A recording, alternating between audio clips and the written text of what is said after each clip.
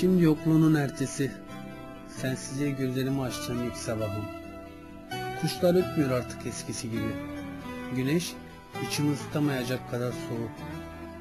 Ben gözlerimi sensiz açtığım her sabaha küs uyanırken, sen hangi alemde kimlerle gözlerini açıyorsun kim bilir.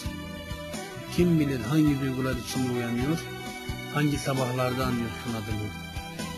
Sabahın ilk ışıkları, ilk gün doğumu sensiz. Bizim şarkımız çalıyor radyoda, beraber dinlediğimiz o son şarkı.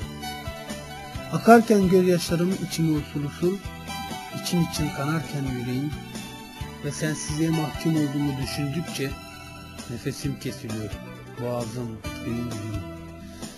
Kelimelerim gerçeği haykıramayacak kadar ürkek, ruhum yüreğinin soğuttuğu dudaklarına teslim.